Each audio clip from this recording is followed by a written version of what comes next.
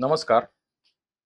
आमच्या चॅनलचं नाव सत्यव्रत चॅनल असं आहे आणि या चॅनलतर्फे आज आपण वक्फ हा जो इश्यू चालू आहे भारत देशामध्ये सध्या अत्यंत वादग्रस्त असा इश्यू झालेला आहे, त्याची संपूर्ण माहिती घेणार आहोत. 1913 पासून काय काय घटना घडत गेल्या नवीन कायद्याच्या प्रमाणे, त्याच्यामध्ये काय काय सुधारणा झाल्या, त्यानंतर त्यातले वादग्रस्त विषय कुठले आणि आता नक्की काय परिस्थिती आहे, असं सगळं आपण याच्यामध्ये बघणार आहोत. या चॅनलचं नाव सत्यव्रत चॅनल आहे, त्यामुळं आमची बाजू सत्य काय आहे हे बघणं एवढीच आहे. दोन भांडणाऱ्या बाजूंच्या पैकी कोणाची तरी बाजू घ्यायची असं काही या चॅनेलचा उद्देश नाहीये. तर आपण सुरुवात करूयात की वक्फ म्हणजे काय यापासून. वक्फ म्हणजे इस्लामी कायद्याखाली धर्मादायासाठी किंवा समाज कार्यासाठी दिलेलं दान. आता या दानाची एक खासियत आहे. ही खासियत अशी की हे दान जे आहे की हे इस्लामी कायद्याप्रमाणे एकदा दिलं की ते परत घेता येत नाही. म्हणजे ज्यांनी दिलंय त्याला ते परत घेता येतच नाही, परंतु ज्या समाजाला दिलेलं आहे त्या समाजाला सुद्धा ते दुसऱ्या कोणाला विकता येत नाही. याला इंग्रजीमध्ये इनएलिएनेबल हा शब्द आहे आणि मराठीमध्ये शब्द आहे अहस्तांतरणीय. मुस्लिम जगात ही वक्फची प्रथा साधारणपणे 9व्या शतकापासून चालत आलेली आहे आणि भारतात इस्लाम आल्यापासून ही प्रथा अर्थातच भारतामध्ये सुद्धा सुरू झालेली आहे. अनेक मुसलमान राजे, संस्थानिक आणि अगणित मुस्लिम कुटुंब यांनी गेल्या अनेक शतकात ही दानं दिलेली आहेत. मुस्लिम समाजाला दिले गेलेल्या या मालमत्तांची मॅनेजमेंट कशी करायची हा प्रश्न आला तेव्हा त्यांच्या त्यांच्या संस्था तयार झाल्या. सध्या ही जबाबदारी वक्फ बोर्डांकडे आहे. ही दानं मुख्यत्वे करून जमिनींच्या स्वरूपामध्ये होती. मशिदी बांधणं, विविध धर्मादायाची कामं करणं, अशा कारणांसाठी या जमिनी वापरल्या गेल्या. मुस्लिम समाजात विविध कौटुंबिक जमिनी आणि विविध प्रॉपर्टीज या वक्फसाठी दान दिल्या जात राहिल्या आणि हळूहळू वक्फ म्हणून प्रचंड प्रॉपर्टी जमा झाली. भारतात सुमारे 8 लाख एकर जमीन वक्फ म्हणून जमा झालेली आहे. हे मध्ययुगापासून सगळं चालू झालं. पुढे मग इंग्रज आल्यानंतर वक्फच्या संदर्भात आधुनिक कायदा करायची गरज आहे असं त्यांना जाणवलं आणि त्यामुळे त्यांनी 1913 साली वक्फ व्हॅलिडेशन ऍक्ट नावाचा कायदा बनवला. या कायद्याप्रमाणे काय झालं की 1913 पासून मुसलमान समाजातील लोकांना आपली मालमत्ता वक्फ करण्याचा हक्क मान्य केला गेला. या कायद्याप्रमाणे या कायद्याप्रमाणे तो जो हक्क आहे वक्फ करायचा तो मुसलमानांना 1913 पासून दिला गेला. थोडक्यात सांगायचं तर वक्फच्या या इस्लामी पद्धतीला इंग्रजांच्या या कायद्याद्वारे आधुनिक कायदे पद्धतीमध्ये आणण्यात आलं. यानंतर 1923 साली अजून एक कायदा केला गेला. यामध्ये या वक्फ प्रॉपर्टीज कशा मॅनेज केल्या जाव्यात याविषयीच्या गाईडलाईन्स घालून देण्यात आल्या. वक्फ मालमत्तांच्या मॅनेजमेंटची जबाबदारी ज्या मॅनेजरवर असते त्याला मुतवल्ली म्हणतात. या मुतवल्लींनी या वक्फ प्रॉपर्टीचे अकाउंट कसे ठेवावेत, काय काय हिशोब कसे कसे रिपोर्ट करावे हे या कायद्यामध्ये सांगितलं गेलं होतं. त्याशिवाय हे अकाउंटिंग आणि रिपोर्टिंग नीट केलं गेलं नाही तर काय काय शिक्षा केल्या जाव्यात हे सुद्धा या 1923च्या कायद्यानं सांगितलं. त्यानंतर 1930 साली इंग्रजांनी अजून एक कायदा केला. या कायद्याने 1913च्या आधी ज्या प्रॉपर्टीज वक्फ केल्या गेलेल्या होत्या त्यांचाही समावेश 1913च्या कायद्यामध्ये केला गेला. म्हणजे काय झालं तर 1913 पासूनचे जे नियम, कायदे, कलम जी 1913 पासूनच्या दानांना लागू होत होती, ती आधी जी दानं दिलेली आहेत, त्यांना सुद्धा लागू झाली. पुढे भारत स्वतंत्र झाला. त्यानंतर स्वतंत्र भारतामध्ये 1954 मध्ये भारत सरकारने एक वक्फ कायदा पास केला. या कायद्याप्रमाणे सेंट्रल वक्फ काउन्सिल स्थापन केलं गेलं. या सेंट्रल वक्फ काउन्सिलचं काम असं होतं, की या काउन्सिलने केंद्र सरकारला वेळोवेळी वक्फच्या संदर्भात सल्ला द्यावा. कायद्यात काय बदल करायचे, कायद्याचं एकूण ऑपरेशन कसं असावं, अनेक प्रॅक्टिकल डिफिकल्टीज असतील त्या कशा सोडवल्या जाव्यात, असे सगळे सल्ला देण्यासाठी हे सेंट्रल वक्फ काउन्सिल त्यावेळेस तयार झालं. या सेंट्रल वक्फ काउन्सिलच्या बरोबरच प्रत्येक राज्यामध्ये स्टेट वक्फ बोर्ड स्थापन करण्यात आली. त्या राज्यामधल्या वक्फ प्रॉपर्टीचं संरक्षण करणं आणि त्यांची मॅनेजमेंट करणं हे काम या राज्यस्तरीय वक्फ बोर्डांना देण्यात आलं. आता स्टेट वक्फ बोर्ड तर राजधानीच्या ठिकाणी असणार. संपूर्ण राज्यभर पसरलेल्या प्रॉपर्टीज ते कसं मॅनेज करणार, म्हणून स्टेट वक्फ बोर्डाला मदत करण्यासाठी प्रत्येक जिल्ह्यामध्ये एक एक वक्फ बोर्ड स्थापन करायचं ठरलं. जिल्ह्यात असलेली ही वक्फ बोर्ड जी होती, त्यांची स्थापना करायची, त्यांच्या नेमणुका करायच्या, हे सगळे हक्क स्टेट वक्फ बोर्डाला दिले गेले. पण स्टेट वक्फ बोर्डाची नेमणूक मात्र राज्य सरकारने आपल्या हातामध्ये ठेवली. म्हणजे काय झालं की सेंट्रल वक्फ बोर्ड जे आहे, काउन्सिल आहे, त्याची नेमणूक आणि स्थापना केंद्र सरकार करणार आणि स्टेट वक्फ बोर्डाची नेमणूक आणि स्थापना राज्य सरकार करणार, असं ठरलं. आता शेवटी हा प्रॉपर्टीचा विषय, इथं वाद उत्पन्न होणार. असे वाद जर उत्पन्न झाले तर ते ऐकण्यासाठी, ते खटले ऐकण्यासाठी आणि त्यांच्यावर निर्णय देण्यासाठी प्रत्येक राज्यात वक्फ ट्रिब्युनल स्थापन करण्यात आली. आता या वक्फ ट्रिब्युनलने दिलेला निर्णय जर कुणा पक्षाला मान्य झाला नाही तर अर्थातच हायकोर्टात आणि सुप्रीम कोर्टात जायचा मार्ग त्या अग्रीव्ड पक्षाला मोकळा ठेवला गेला. इथं आपण लक्षात घ्यायचं आहे की वक्फ काउन्सिल, वक्फ बोर्ड आणि वक्फ ट्रिब्युनल या सगळ्या संस्था ज्या आहेत त्या भारताच्या आधुनिक कायद्यांच्या कक्षेमध्ये आणल्या गेलेल्या आहेत. या सगळ्या संस्थांवर भारतीय राज्यघटनेची संपूर्ण पकड आहे.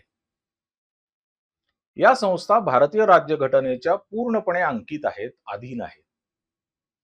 वक्फ ही काय फक्त मुल्ला मौलवींनी इस्लामी कायद्याप्रमाणे चालवलेली मध्ययुगीन संस्था नाही, तिला आधुनिक कायद्याचं अधिष्ठान आहे. यानंतर आपण येतो एकदम 1995 मध्ये. या 1995च्या कायद्याप्रमाणे वक्फ काउन्सिल, वक्फ बोर्ड, मुतवल्ली आणि वक्फ ट्रिब्युनल यांची कार्यक्षेत्र आणि यांचे अधिकार जास्त खोलात जाऊन आखून दिले गेले.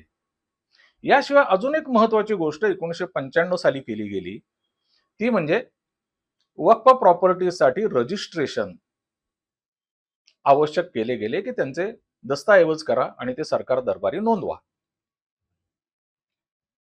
आता मध्यंतरीच्या काळात 1954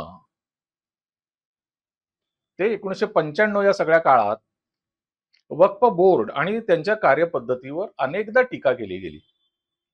अगदी मुसलमान समाजाकडनं सुद्धा या बाबतीत टीका केली गेली. मुस्लिम सत्यशोधक समाजानं अशी मागणी केली की वक्फ बोर्डांकडे जो प्रॉपर्टीतून येणारा पैसा जमा होतो आहे तो सामाजिक कार्यासाठी जास्त वापरा. गरीब मुसलमान स्त्रिया, तलाक पीडित स्त्रिया आणि आधुनिक शिक्षण यांच्यावर हा सगळा पैसा खर्च करा. मुस्लिम समाजाने सांगितलं की अहो तुम्ही नुसतंच मशिदी आणि मदरसे आणि कब्रस्तानं यांच्यावरच हा पैसा खर्च करता आहात, यापेक्षा थोड्याशा सामाजिक अंगाने जाणाऱ्या कार्यांसाठी सुद्धा हा पैसा तुम्ही खर्च करा. आता दरम्यानच्या काळात राजीव गांधी सरकार असताना शहाबानो पोटगी प्रकरण झालं, आपल्या सगळ्यांना माहितीच आहे.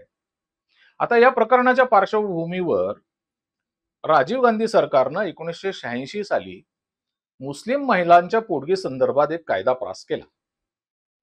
त्यात तलाक पीडित मुस्लिम स्त्रियांना वक्फ बोर्डाने मदत करावी अशी अपेक्षा या कायद्यानं व्यक्त केली होती. पुढे मनमोहन सिंग सरकारनं 2005 साली मुसलमान समाजाच्या सामाजिक, आर्थिक आणि शैक्षणिक अवस्थांचा अभ्यास करण्याकरता न्यायमूर्ती सच्चर कमिटी नेमली. या कमिटीने सुद्धा वक्फ बोर्डांकडे असलेला पैसा जो आहे तो आधुनिक सामाजिक, आर्थिक आणि शैक्षणिक कार्यांसाठी खर्च केला जावा अशी अपेक्षा व्यक्त केली. परंतु वक्फ बोर्डांवर असे आरोप केले जातात की इतक्या साऱ्या विविध पैलूंनी आणि विविध बाजूंनी ज्या सजेशन केल्या जात होत्या, सूचना दिल्या जात होत्या, त्यांच्याकडे सगळ्या वक्फ बोर्डांनी दुर्लक्ष केलं आणि हा पैसा मुख्यतः धार्मिक कारणांसाठीच खर्च केला जात राहिला. हे आरोप आजही प्रगतिशील मुस्लिम संस्था आणि सगळेच सामाजिक संस्था ज्या आहेत त्या करत आहेत. आता थोडक्यात हे सगळं बघून झाल्यावर आपण येऊ मोदी सरकारनं पास केलेल्या कायद्याकडे. या नवीन बिलामध्ये काही चांगल्या गोष्टी आहेत, याची काही उदाहरणंही देता येतील. पहिली गोष्ट म्हणजे वक्फ बोर्डाच्या कामकाजामध्ये आणि अकाउंट्समध्ये जास्त पारदर्शकता आणली जावी असा हा कायदा सांगतो आणि त्यासाठी इलेक्ट्रॉनिक उपकरणं वगैरे सगळी वापरली जावे, ही अतिशय चांगली सूचना आहे. दुसरं म्हणजे वक्फकडे जमा होणारे पैसे गरीब आणि गरजू मुसलमान आणि पीडित स्त्रियांवर खर्च केले जावे अशी अपेक्षा हा कायदा व्यक्त करतो. तिसरं म्हणजे या कायद्याने विविध वक्फ बोर्डांमध्ये मुस्लिम स्त्रियांना प्रतिनिधित्व दिलं गेलंच पाहिजे असं सांगितलेलं आहे. फैजान मुस्तफा हे अत्यंत उदार मतवादी कायदेतज्ञ आहेत. त्यांनी आणि अनेक उदार मतवादी मुस्लिम संस्थांनी या गोष्टींचं स्वागत केलेलं आहे या कायद्यामधल्या. फैजान मुस्तफा यांनी तर नवीन कायद्याप्रमाणे गैर मुसलमान लोकांची वक्फ बोर्डावर होणारी नेमणूक ही गोष्ट सुद्धा स्वागतार्ह आहे असे मानले आहे. गैर मुसलमान वक्फ बोर्डावर आल्यामुळे हिंदू समाजाचं वक्फ विषयीचे जे अनेक गैरसमज आहेत ते दूर होतील असं त्यांचं मत आहे. की जे काही घडतं आहे ते सगळ्याच धर्मीय लोकांनी अत्यंत मोकळेपणानं बघावं अशी भूमिका फैजान मुस्तफा यांची आहे. आता नवीन वक्फ बिलामधल्या या स्वागतार्ह गोष्टी पाहून झाल्यावर आपण या कायद्यामधल्या मुस्लिम समाजाला आक्षेपार्ह वाटत असलेल्या गोष्टींकडे जाऊ. मुस्लिम समाजाचे हे आक्षेप सगळ्यांनीच अत्यंत तटस्थपणे लक्षात घ्यायचे आहेत, कायद्याच्या चौकटीत राहून लक्षात घ्यायचे आहेत आणि त्यांच्याबद्दल आपापली मतं बनवायची आहेत. आपला जो कार्यक्रम आहे तो तुम्हीच हा थर्ड अंपायर हा आहे. तर हा कार्यक्रम बघणारा प्रत्येक माणूस, प्रत्येक प्रेक्षक हा थर्ड अंपायर आहे. त्यांनी प्रत्येक गोष्टीवर आम्ही नुसत्या गोष्टी आपल्या समोर ठेवतो आहोत, तुम्ही त्याची मतं बनवायची आहे तुमची, या गोष्टी लक्षात घेऊ. या नवीन बिलाचा विचार करताना आपण जर आताची परिस्थिती बघितली तर 3 मुख्य आक्षेप या बिलावर घेतले गेलेले आहेत. पहिला वादाचा मुद्दा असा आहे की वक्फ बिलामध्ये वक्फ काउन्सिल आणि वक्फ बोर्डांवर गैर मुस्लिम सदस्य असण्याची तरतूद केली गेलेली आहे. त्यामुळे पहिला आक्षेप मुस्लिम समाजातर्फे मांडला जातो आहे की वक्फ ही आमची धार्मिक संस्था आहे, या संस्थेमध्ये गैर मुस्लिम पदाधिकारी तुम्ही कसं आणू शकता? हे असं करण्याचं कारण काय?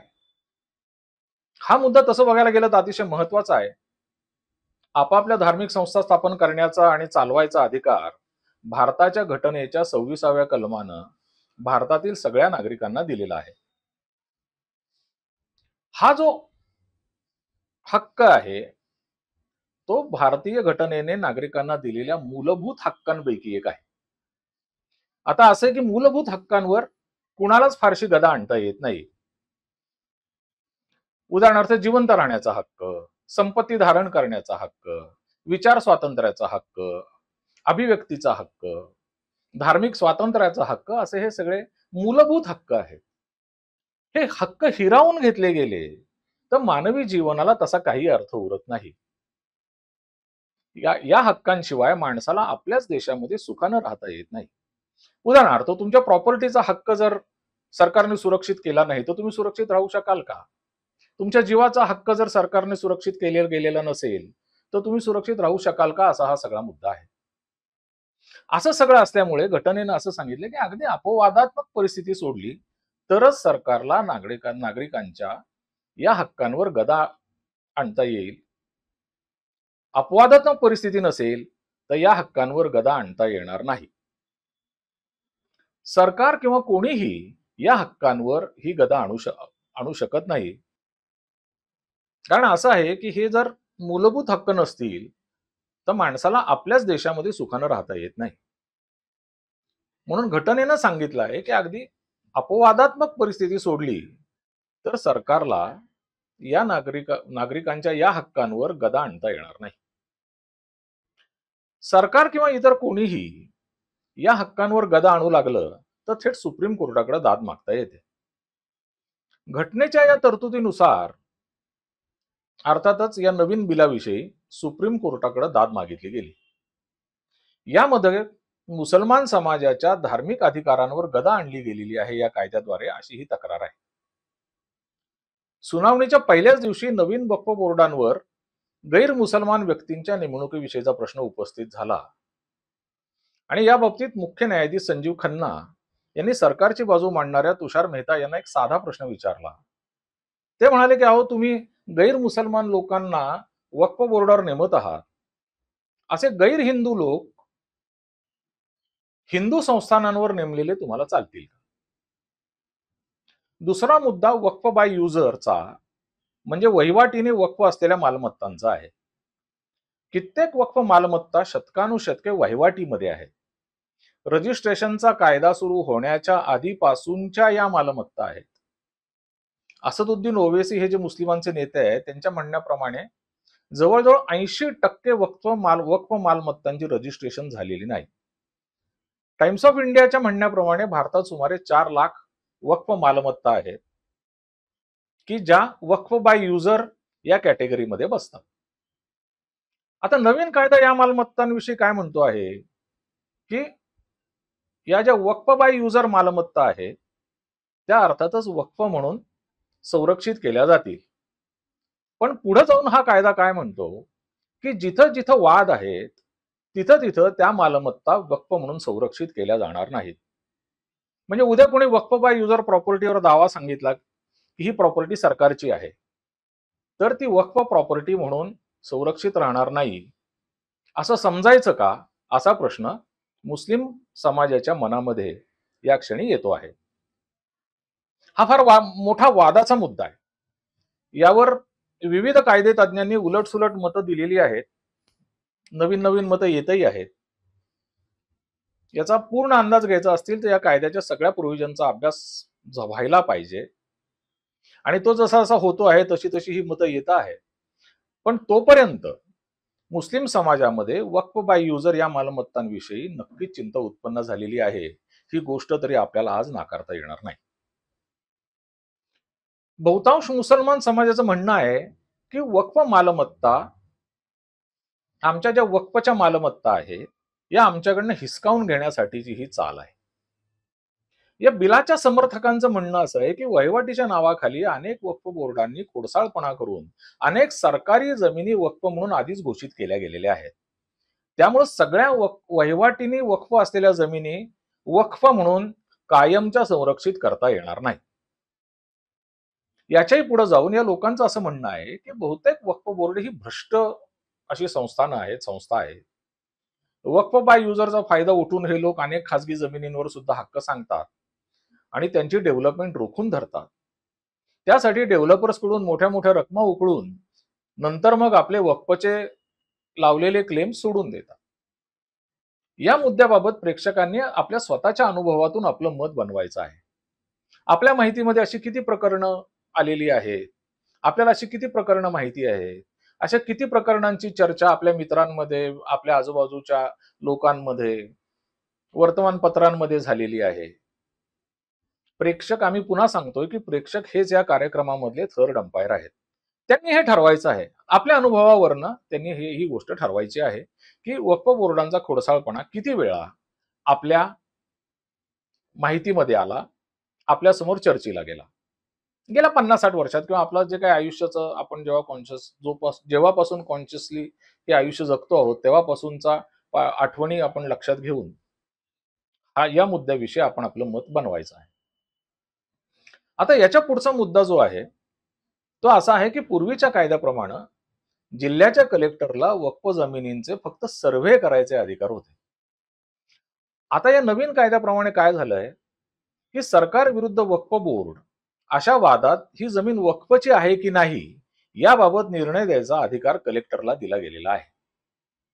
यावर अनेक लोक म्हणतील की यात चूक काय आहे? कलेक्टरने चुकीचा निर्णय दिला तर अपील करता येणारच आहे की. मुस्लिम समाजाचं याच्यावर असं म्हणणं आहे की एखादी जमीन वक्फ आहे की नाही हे ठरवण्याचे इतके मोठे निर्णय किंवा एवढे मोठे निर्णय घ्यायचा अधिकार इतक्या छोट्या पातळीवर तुम्ही का आणता आहात? ते सुद्धा कार्यकारी अधिकाराच्या पातळीवर. कलेक्टर हा सरकारच्या डायरेक्ट नियंत्रणाखाली असतो. त्याचं पोस्टिंग सरकारनं केलेलं असतं. त्याचं प्रमोशन सरकारच्या हातात असतं. तो सरकारच्या विरुद्ध जो काही निर्णय आपल्याला द्यायचा असेल तो दबावरहित राहून कसा काय देऊ शकेल? मुस्लिम लोक विचारत आहेत की अशा माणसाकडे इतके महत्वाचे न्यायदानाचे अधिकार का दिले गेलेले आहे? कारण काय? हे अधिकार न्यायसंस्थेकडेच राहिले पाहिजेत असं मुस्लिम समाजाचं म्हणणं आहे. न्यायसंस्था या काही सरकारच्या डायरेक्ट कंट्रोल खाली नसतात. त्यामुळे त्या योग्य निर्णय करण्याच्या परिस्थितीमध्ये असतात असं मुस्लिम समाजाचं म्हणणं आहे. जिल्हा स्तरावरच्या अधिकाऱ्याला इतके मोठे अधिकार दिल्यामुळं बहुतेक मालमत्तांच्या बाबत फार मोठे वाद तयार होऊन गोंधळ उडतील असं मुस्लिम कायदे तज्ञांचंही म्हणणं आहे. या 3 मुख्य मुद्द्यांशिवाय अजून एका मुद्द्यावर भयंकर अस्वस्थता माजलेली आहे.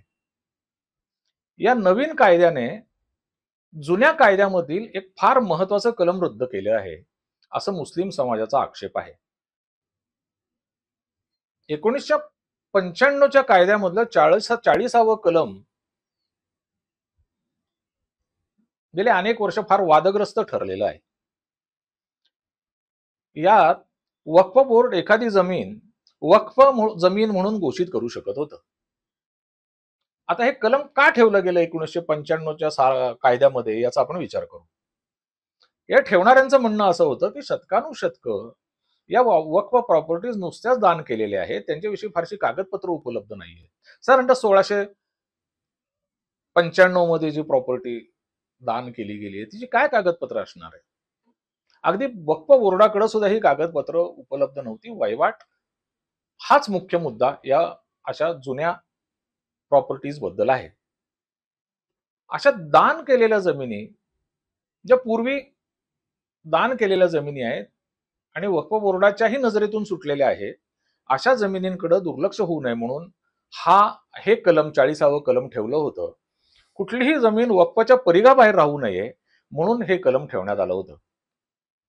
अर्थात कुठल्याही वक्फ बोर्डाने एखादी जमीन वक्फ म्हणून घोषित केली तर त्या निर्णयाच्या विरोधात वक्फ ट्रिब्युनलमध्ये अपील करण्यात येत होतं आणि तो निर्णय सुद्धा कुणाला मान्य झाला नाही तर रिट पिटिशन करून हायकोर्टामध्ये सुद्धा जाता येत होतं.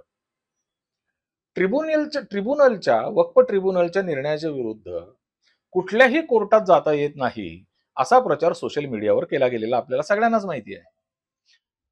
यात आपण असं लक्षात घ्यायचं की अशी काही परिस्थिती नव्हती. 1995च्या कायद्यामधले प्रोव्हिजन 83(3) ही आपण जर पाहिली तर ही गोष्ट आपल्या लक्षात येईल. या प्रोव्हिजन मध्ये स्पष्टपणे लिहिलेलं आहे की वक्फ ट्रिब्युनलच्या निर्णयाविरुद्ध हायकोर्टामध्ये 60 दिवसामध्ये अपील दाखल करता येईल. इथं अजून एक गोष्ट आपण लक्षात ठेवली पाहिजे की एखाद्या कोणा व्यक्तीची जमीन आहे आणि तिच्याबद्दल निर्णय दिला गेला असेल तर घटनेच्या 226व्या कलमाप्रमाणे सुद्धा आपल्याला कधीही रिट पिटिशन दाखल करता येतं. मग तो निर्णय कुठल्या सरकारचा असो अथवा कुठल्या बोर्डाचा असो किंवा या कुठल्याही ट्रिब्युनलचा असो. आता या 226व्या कलमानं काय केलेलं आहे की कुठल्याही नागरिकाचा कुठलाही मूलभूत हक्क धोक्यात येत असेल तर त्याला किंवा तिला हायकोर्टामध्ये तातडीनं रिट पिटिशन दाखल करता येतं आणि त्याची दखल हायकोर्ट अत्यंत तातडीनं घेतं. तर वक्फ ट्रिब्युनलने कुणा व्यक्तीच्या मालमत्तेबद्दल चुकीचा निर्णय दिला तर त्या व्यक्तीचा मालमत्ता धारणेचा हक्क धोक्यात येत असल्यामुळं 226 हे कलम किंवा या कलमाचं संरक्षण जे आहे त्या व्यक्तीला उपलब्ध होतं. आता याविषयी सुद्धा आपलं मत बनवताना आपल्या माहितीत असे किती मुद्दे झालेले आहेत, अशा किती केसेस झालेल्या आहेत, अशी किती उदाहरणं आपण गेल्या 25, 30, 40 वर्षामध्ये बघितलेली आहेत, याचा प्रत्येकाने आपापल्या मनाशी विचार करून आपण थर्ड अंपायर आहोत हे समजून निर्णय घ्यायचा आहे. तर एकूण सांगायचा मुद्दा असा की नवीन बिलात हे 1995च्या बिलामधलं 40वा कलम रद्द केलेलं आहे. रद्द करणाऱ्या लोकांचं म्हणणं काय आहे की या कलमाची आता जरूर राहिलेली नाहीये. गेलं संपूर्ण शतकभर मुसलमान लोकांना आपल्या वक्फ मालमत्ता शोधण्यासाठी उपलब्ध करून दिलं गेलेलं आहे. अजून किती काळ तुम्हाला द्यायचा? या बिलाच्या काय समर्थकांचं म्हणणं असं आहे की गेल्या काही दशकांमध्ये 40व्या कलमाचा उपयोग अनेक जमिनींवर हक्क सांगून लोकांना त्रास देण्यासाठी करण्यात येत होता. हे कलम काढण्याला विरोध जे लोक करत आहेत त्यांचं असं म्हणणं आहे की आपल्याला जाता येत असेल तर कलम राहिल्याने फरक काय पडणार आहे. याही मुद्द्यावर प्रेक्षकांनी थर्ड अंपायर म्हणून आपापलं मत बनवायचंय, आपला अनुभव तपासून बघायचा की असे किती केसेस आपण ऐकल्या.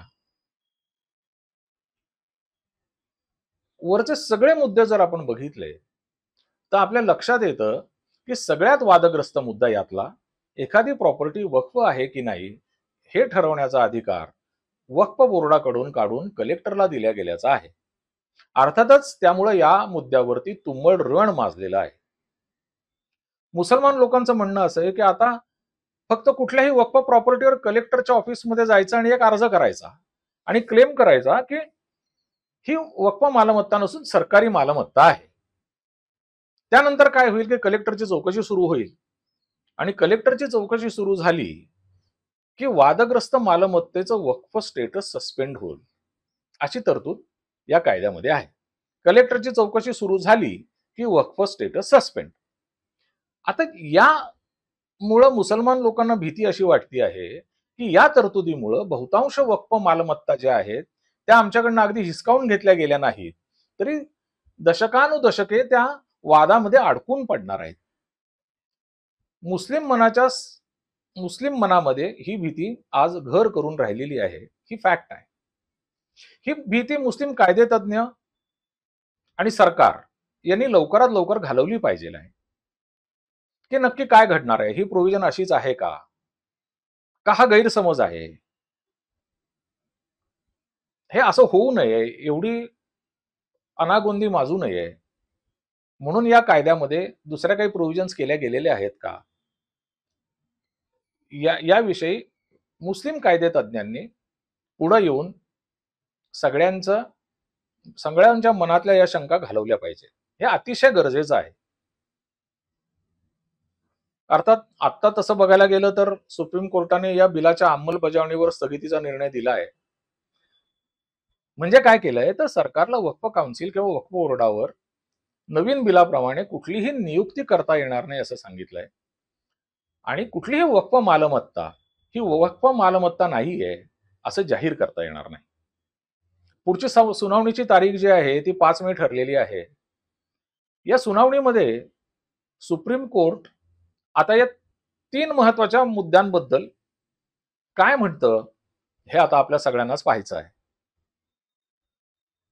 नवीन बिलामधले 3 वादग्रस्त मुद्दे घटनाबाह्य आहेत असे अनेक कायदेपंडित सांगत आहेत.